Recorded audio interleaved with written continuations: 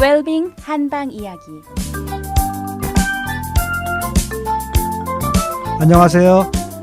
침구 치료를 받아보신 분들은요, 한의사들이 침을 꽂아놓고요 그냥 두질 않고 자꾸 뭐 이렇게 쑤시거나요 만지거나요 뭐 이렇게 자꾸 아프게 하시는 것을 경험하셨던 적이 있으실 겁니다. 그런데요, 이는 의사들이요 괜히 이유 없이 환자들을 괴롭히려고 하는 것이 아니라요, 다 이유가 있어서 그렇게 하는 것입니다.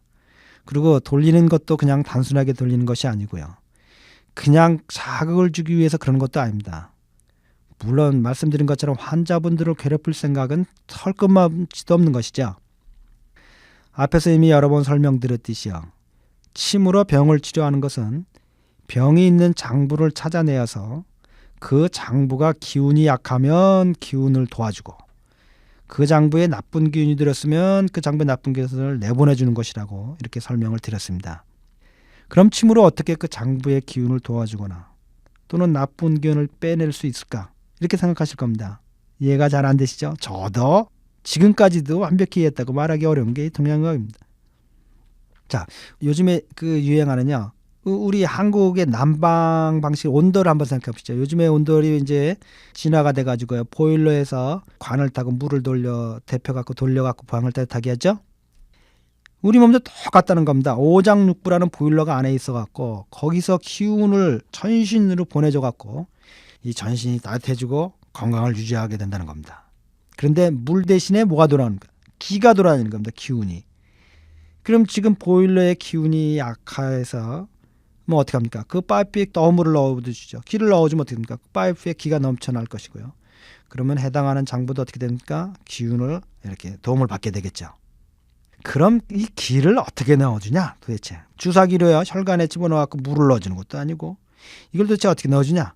그건 무슨 침으로 넣어준다는 게 말이 되냐? 이렇게들 생각하실 수가 있을 겁니다.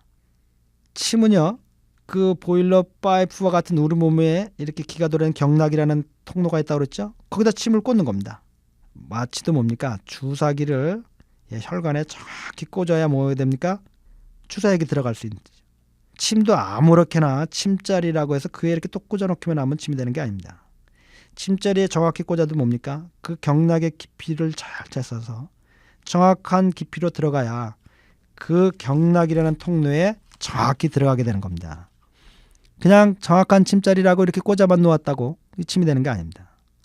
그럼 문제는 경락이라는 게 보이냐는 겁니까? 안 보인다는 겁니다. 그럼 이게 정확히 꽂았는지 잘못 꽂은 건지 그 관에 지금 들어가서 통하고 있는 것인지 아닌지를 어떻게.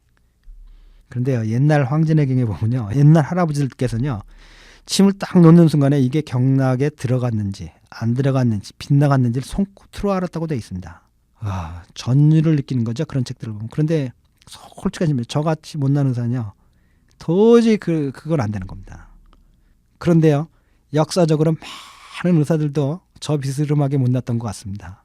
그래서요, 역사적으로 수많은 중국의 명의들이요, 야, 그런 방식으로는 이게 침이 정확히 꽂혔는지를 알 수가 없으니까 침이 정확히 꽂히면 환자들의 반응이 있을 거다.